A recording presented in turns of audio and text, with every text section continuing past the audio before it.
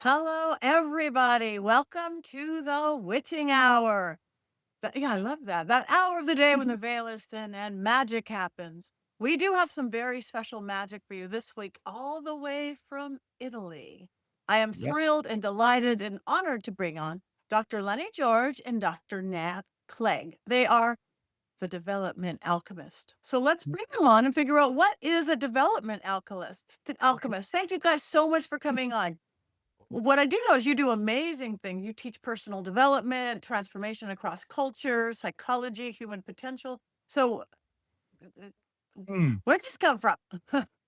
Oh wow, what a Well, let's huge question. yeah. I So like Liz, well, where do we start? What we let's start with talked about the two sides. yeah. There are two sides to the Hmm. work that we do. Really, the Development Alchemists is really the cauldron or the catalyst where the human development work takes place. So we run contracts for the United Nations. We work in very poor countries or conflict affected countries. So We kind of work where people don't want to go, really. So when there's, I'm a lot more brutal than Lenny in lots of ways, but I think that, we get sent to places where there's been war and still is war.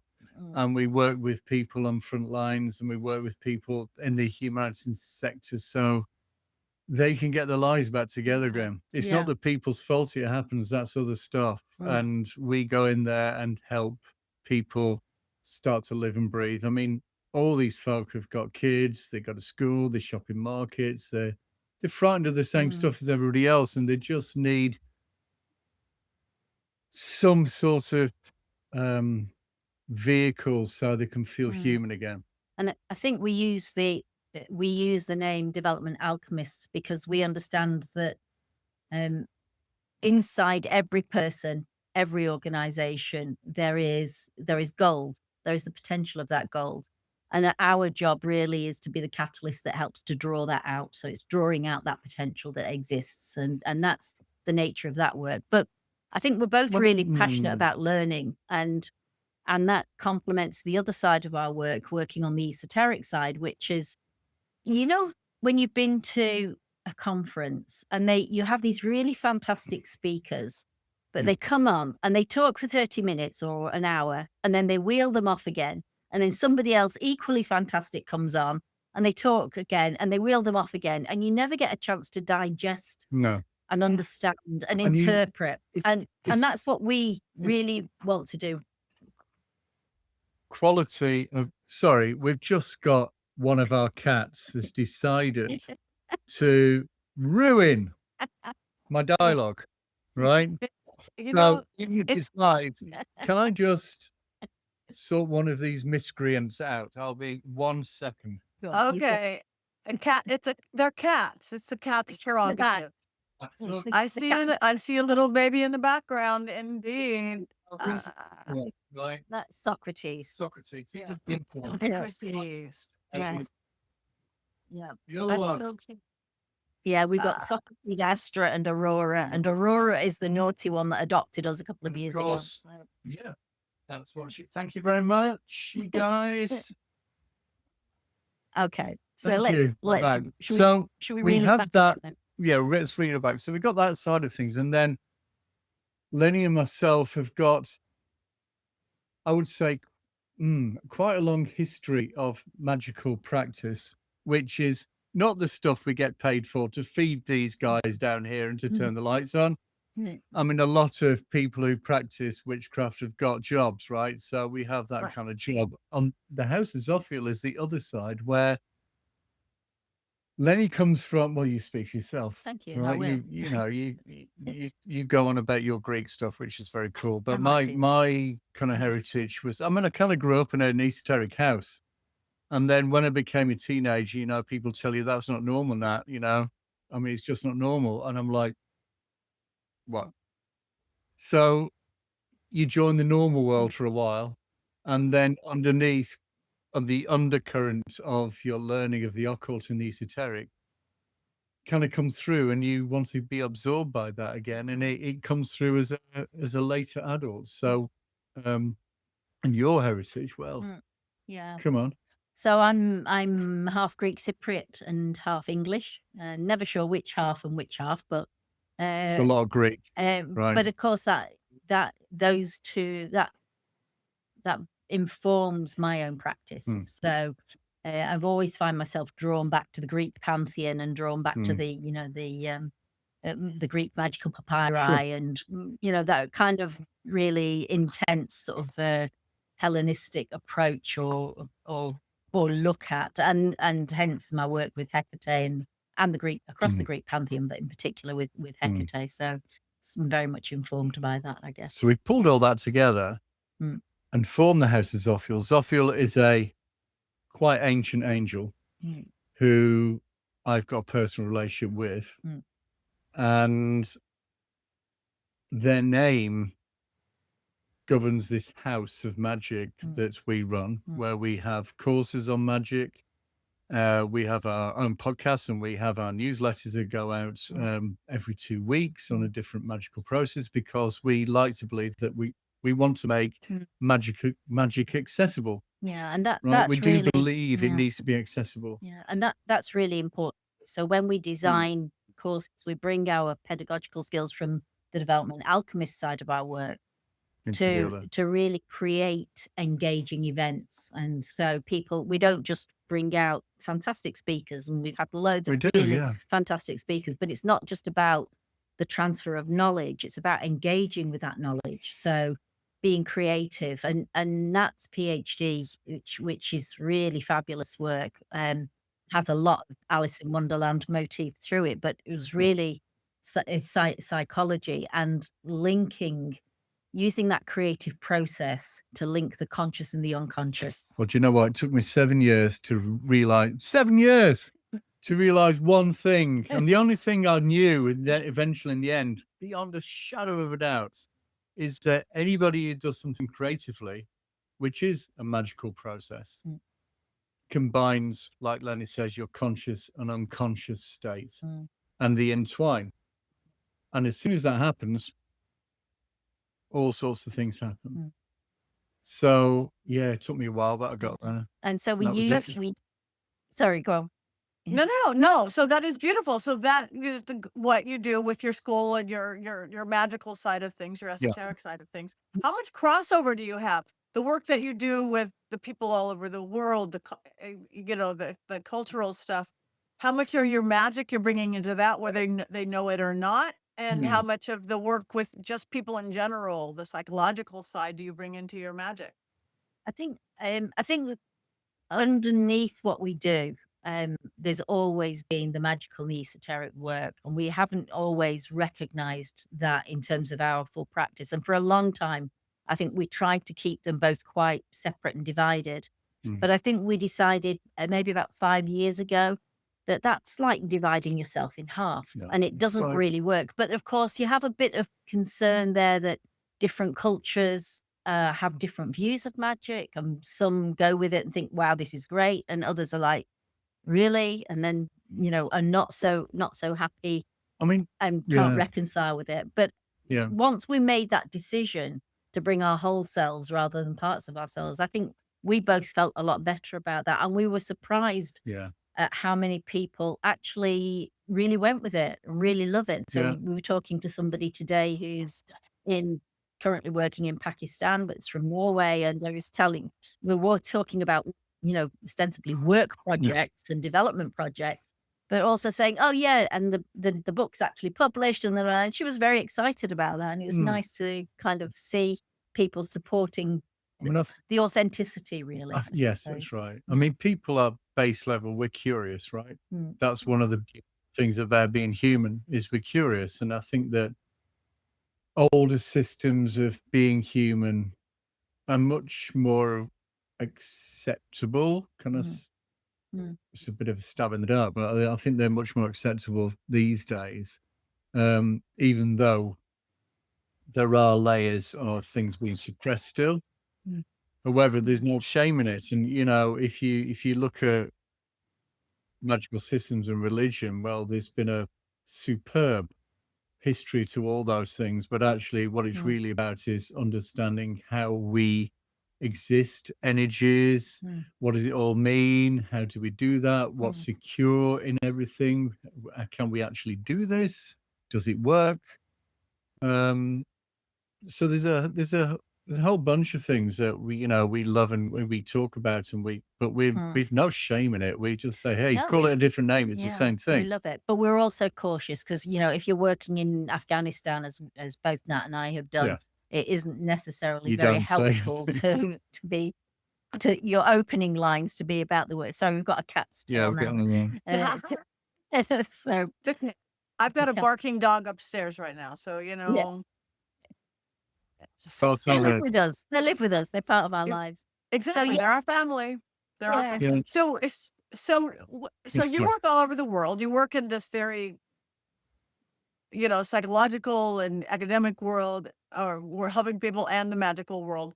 So do human beings fundamentally want the same thing? Is that what we're looking for? Is yeah, like that yeah. purpose or We really yeah, truly believe that there are some universal truths. Of course, cultures are wonderful in their difference and their mm, diversity, but things like love and respect and dignity and to protect your family and your young, they are universal. And whatever, we've worked in around about 80 different countries, and whatever culture we've walked into, we've always found those universal truths that people want for themselves: love and respect and decency and dignity, mm. and to protect their family, and to have a decent And life, they're also decent work. frightened of the same things as well. I mean, one Mm, thing that any therapist would understand, and I'm trained as a therapist as well, mm, is that our fears are an exercise in mm, forming clarity.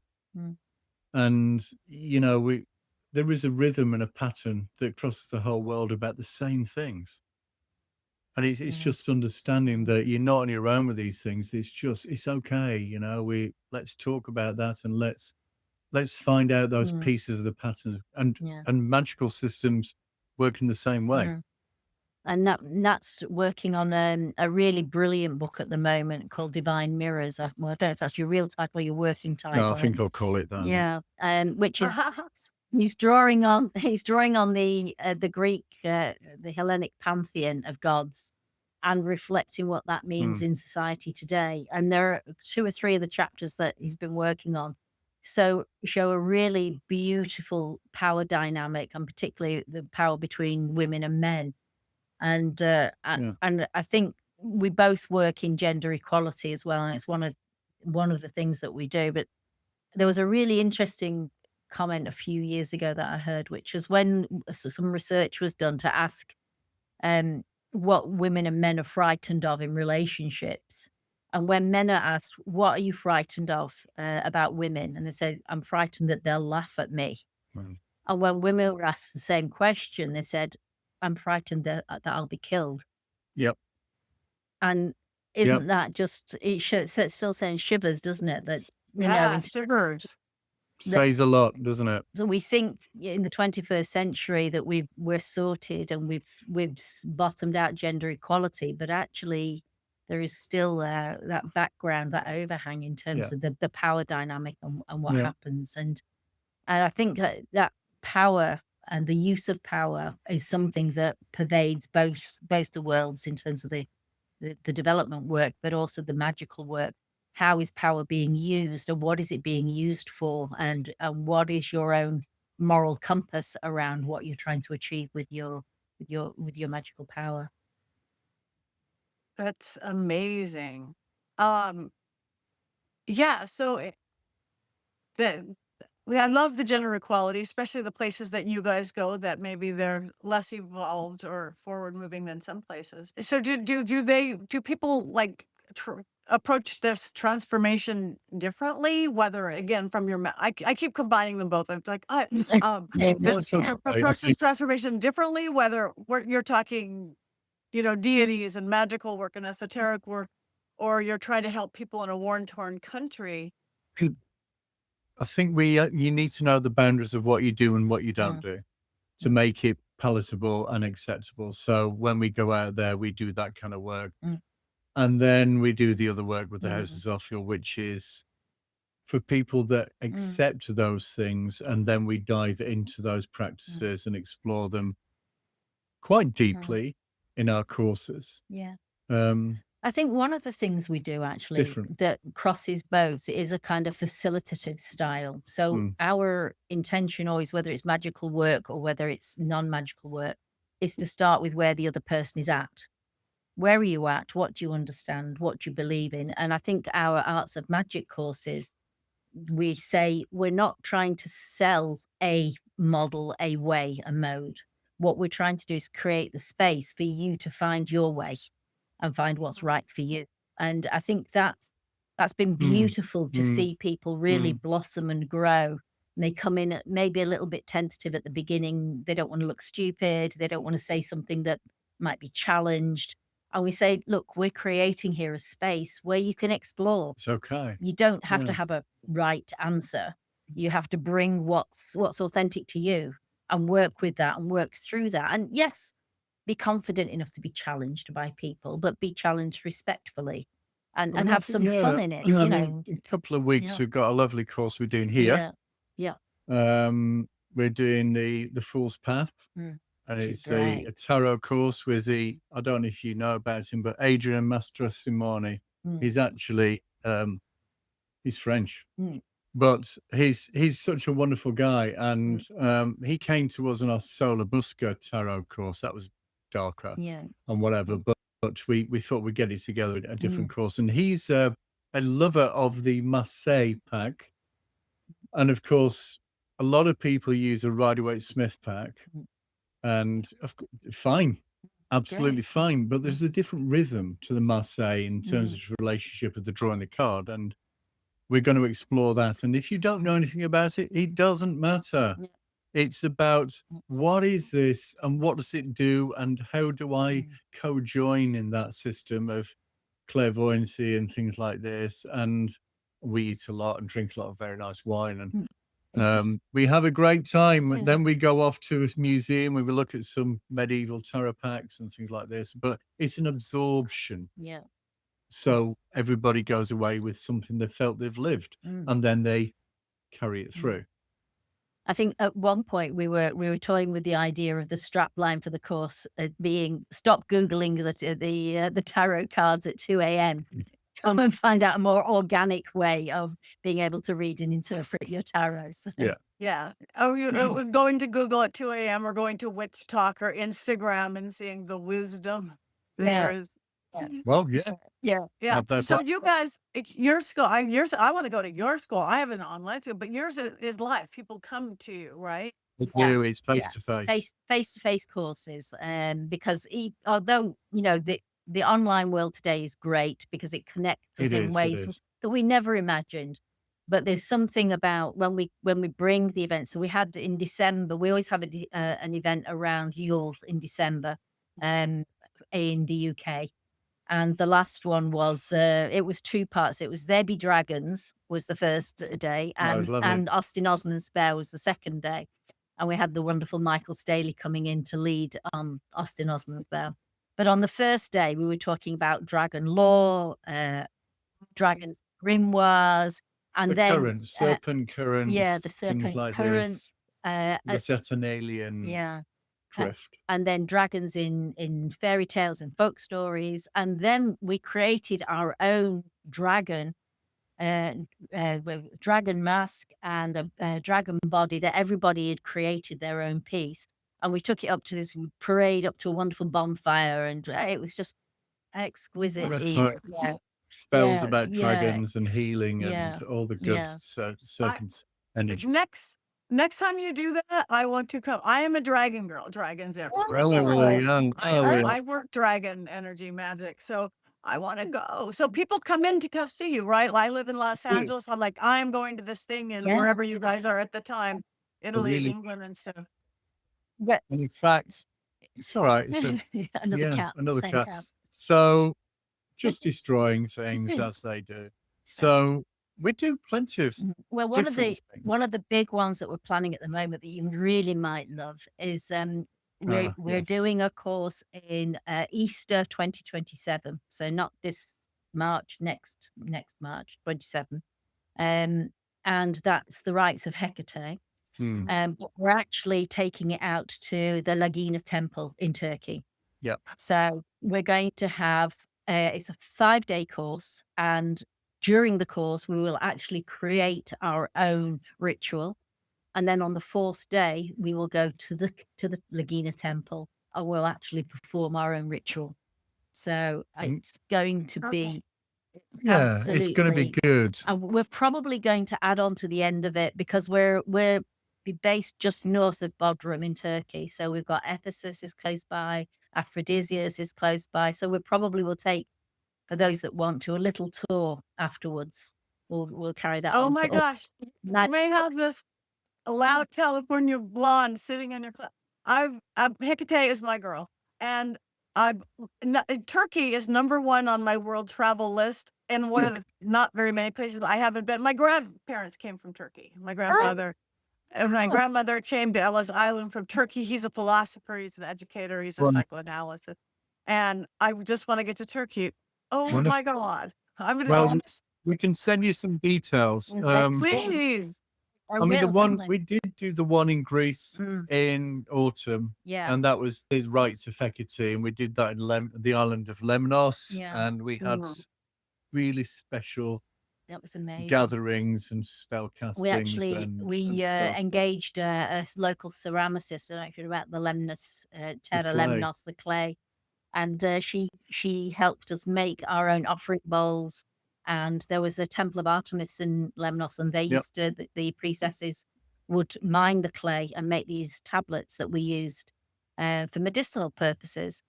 And although they've stopped mining the clay now from that particular site, they've done recently some scientific research to understand there are actually some properties and qualities in the clay. So we've got the There's some ceramicists fantastic in. energies there. I mean, Yeah. Lemnos is pretty much least visited over the Greek islands, and yet I it's haven't just wild, raw. Yeah. You know, you just feel completely Well, it's the free island. and It's the island of Hephaestus. well, yes. It is. See, I've been Yeah. to several Greek islands and don't even know that one at all. I've been to Yeah, Paros, Mykonos, Yeah. Santorini. Oh, Wow. you're a party girl. Oh, well, there you go. I was actually working. It was good, but yes. Yeah, you No, say these that sounds wonderful. But Turkey is number 1. I've been to Greece. I want to go to Turkey.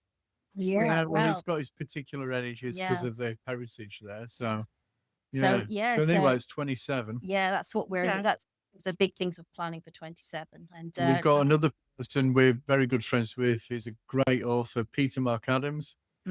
He wrote The Game of Saturn, if anybody's into the Solar Busker Pack, and he's written a beautiful book recently in terms of some worshipping and the rites associated with Turkish areas plus Greek areas of how that comes to be and the current of that as well. So that's gonna be nice. yeah, that's going to be That's great. beautiful. So, and I love that you guys are active doing things. You're making things. You're building dragons. You're that, just like you said at the very beginning, going back to the speaker who's on and goes away, and the next speaker goes. You have people live it. So Well, we do. I mean, I have to say, I've got in my crazy youth. I mean, I've got a fine arts degree. I'm a painter, really. I'm just going there next. Your art therapy Yeah. and like No, psychotherapy, whatever that is. Yeah. maybe well, it was Yeah, much but later. I on, call it but- a psychohypnotherapist rather than a On a bad day. hypnopsychotherapist. No, but I started out right. I started out at Bath Academy in Britain, and I'm a painter, so I still paint and I still sell my paintings. But these days, all those paintings have got magical content, and and people buy them in Turin and things like this. It's very nice, Globally. but Globally, you it's sell quite well. part. Yeah, I suppose so. But I think it's part of your way of doing things, and I think that's what we want to do is people do stuff with what they're learning and therefore there's a takeaway. Yeah. So, Right. you So know, there's always either something to write or something to paint or something to create. So we always include those elements into the programs so that people can use that space and time to really connect with what they're thinking, what they're believing, where they want to take it, and creating something that they can take away as well from the event. I So think so. Yeah, such- well, it's doing art, whatever it is you guys are creating, and art is such a powerful healing tool in itself. Right. Absolutely. 'Cause it goes into the unconscious, right? Just like you were talking to Austin Osman's Fair, we're working the unconscious. So does the unconscious speak in symbols, art, picture? I Yeah. think I would argue, Mm. I would strongly argue that people live metaphorical and symbolic lives first. Mm. We understand the world in symbols and metaphors way before we could talk and read. Mm. And that's how we are really underneath. And it's incredibly emotional.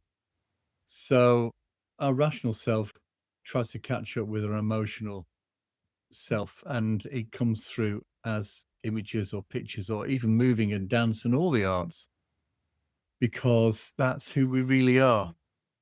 Yeah. Mm. And I agree wholeheartedly. I've spent years on the Hollywood Arts Council.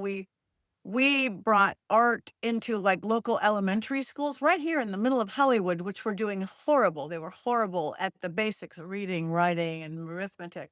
We brought in art classes, and their reading, writing, and arithmetic scores went Right. up. That easy. We didn't change their other teachers. It No. was to, bringing the magic back. So that Yeah. is so Right. cool about you guys. Yeah, Uh, exactly. Well, I went to art school. She went to drama school. We were actually, she was my girlfriend when I was 15. Mhm. It was oh, my fault, right? I'm sorry. It was my fault. Mhm. you guys are the cutest couple I've ever seen. Actually, you are. You're You drama school, I right? went to drama school, yeah. And then 4 years off and on with Nat, 15 to 19, you then need a 20-year break. So we took a 20-year break. Probably. And then we refound each other sort Yeah, of like we did. accident. wow. The universe organizing We it, I did. don't know. And so we got back together. And So how long now? I'm not this telling time you. round? Yeah, many years. And I've got Oh, I've been. put 20, it that way. 21 years. 21 this years, one. yeah. 21 years back together. So Yeah. Congratulations. That is awesome. Well, you guys have done something right, both for each other, for the people you help, for the world. So again, we need more people like that. So what do you think of this? I mean, you go to even the scariest places, but every place is pretty scary right now. Yeah. So how do we get through all this current 2026 world we're living in?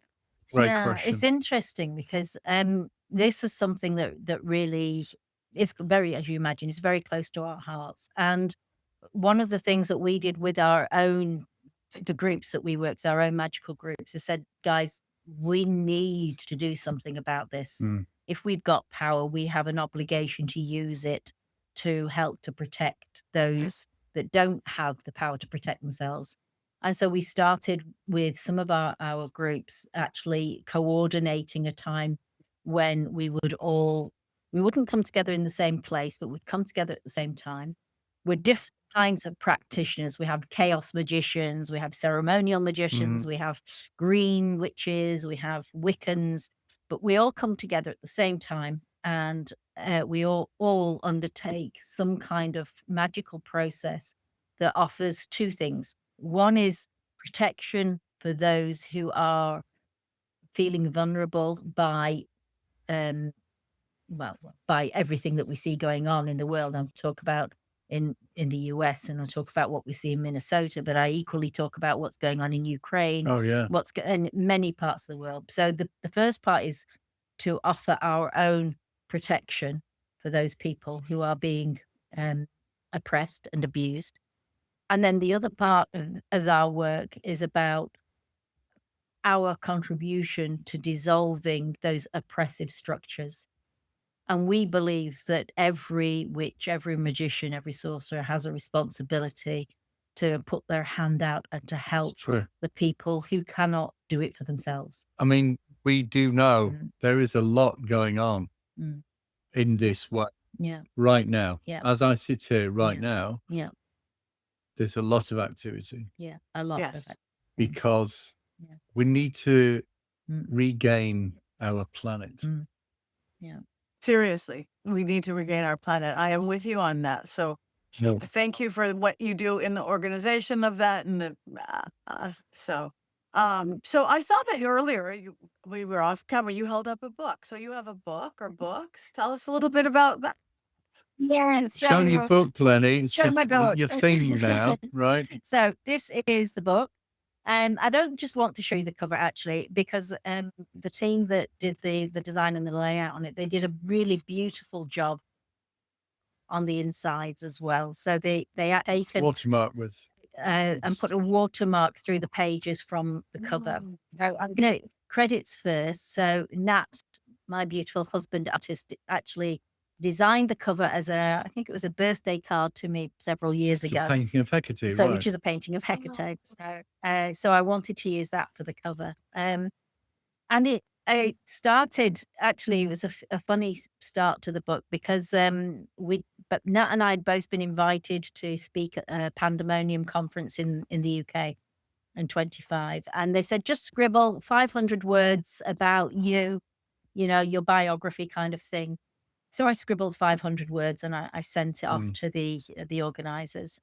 And one of the organizers, she sent me a message, said, can you talk on Tuesday? I was like, oh God, she hates the bio. She hates it. I've written something stupid. I'm sure I have. So I called on Tuesday, all ready to kind of apologize and, what do you want me to do? And should I rewrite it? And she said, I loved your bio.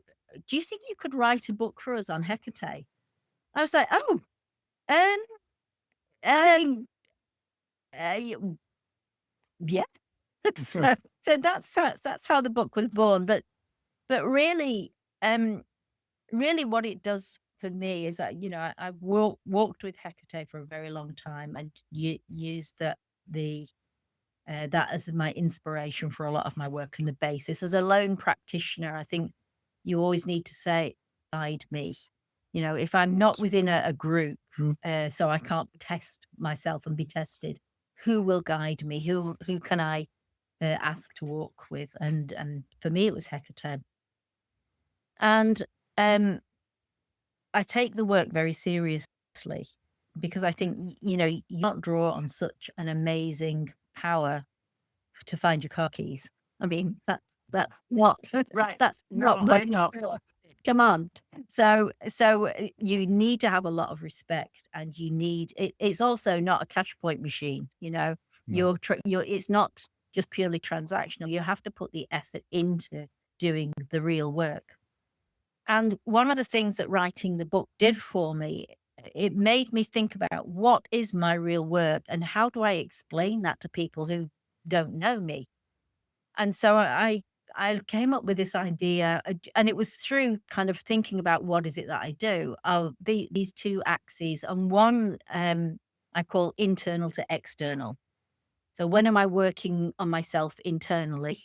And that also could relate to ancestrally and whatever else I connect with there. But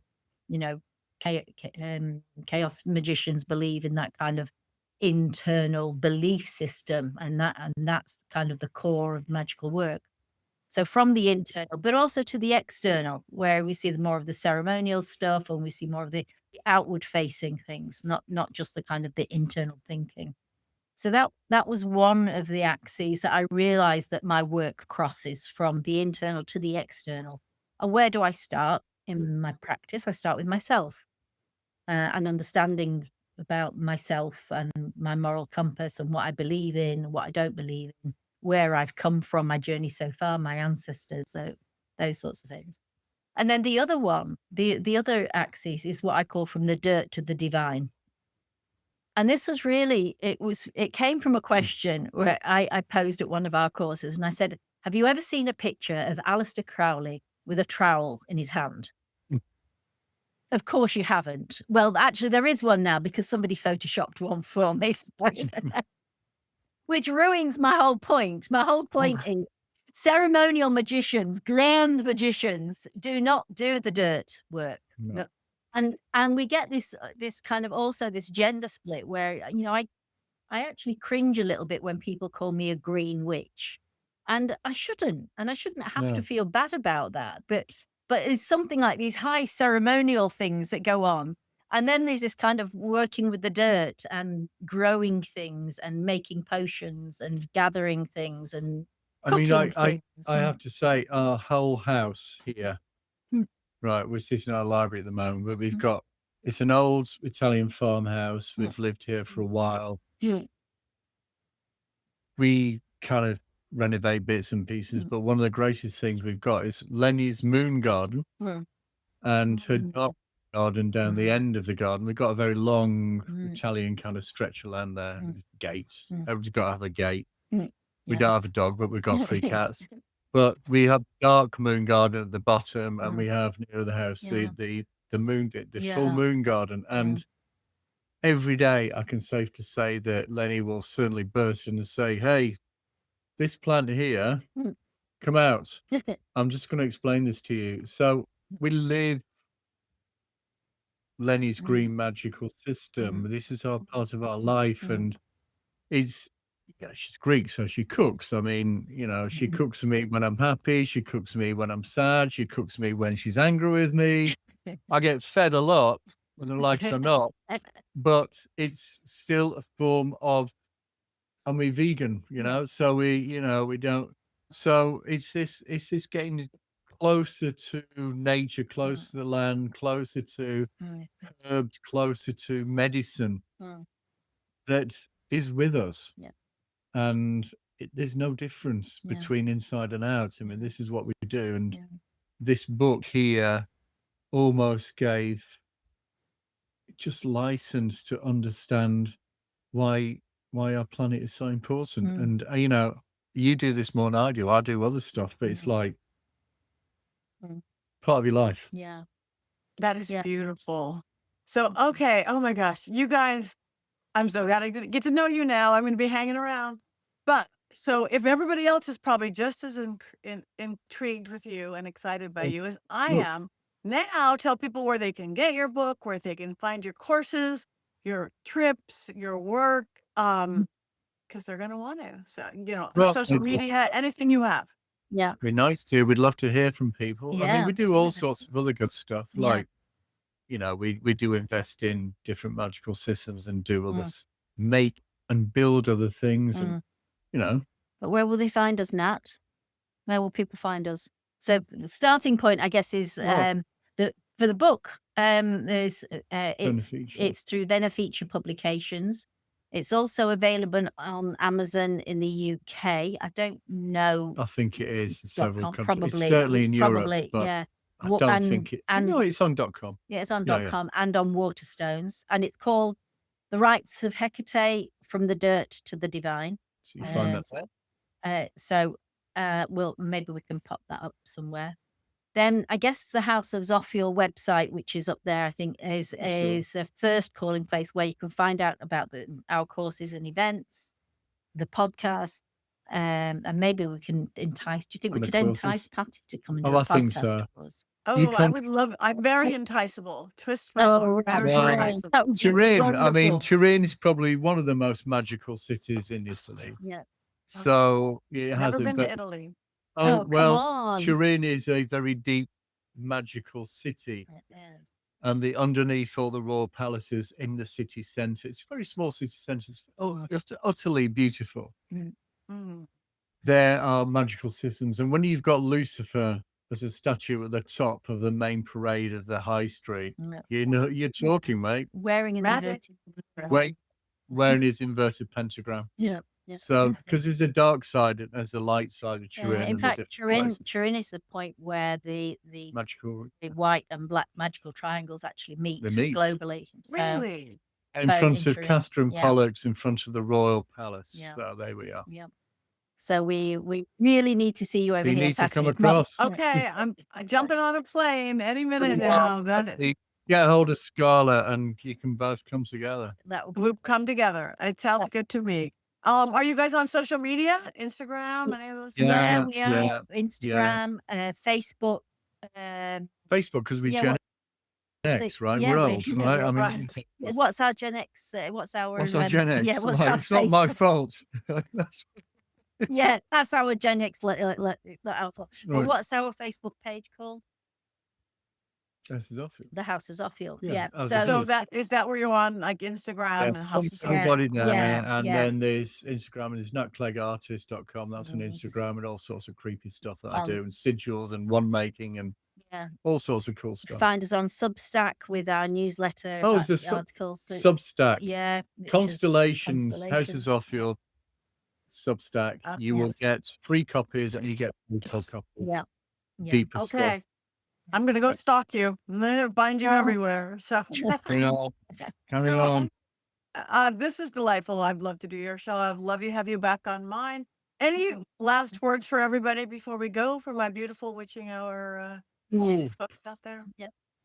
Well, it's great to be here. I've loved Yeah. it. Well, I think if it was Yeah. I'm not great at advice. I'm always better at questions. But if I was going to give any advice, I would say be curious, ask questions, bring your love to your work. Yeah. The most transformative power, magical power, non-magical power in the world is love. And if you want to change the world and transform the world, then that's your starting place. Not hate, not terror, not No. fear. No. So that certainly imbues all our magical practice. And if you want to come and spend time with us either here in Italy on our courses or in the UK on our courses, or come to Laguna, just talk to us. Just let us know. No, we're not normal human beings. No, we're but not normal. We're human We beings. don't like normal. We don't know Yeah. normal. We're We not don't good do at that. normal, but we're human beings. So please, we'd love to chat and talk with people Sure. and share stories. I would be honored. And all of you guys like them, follow them, go to their websites.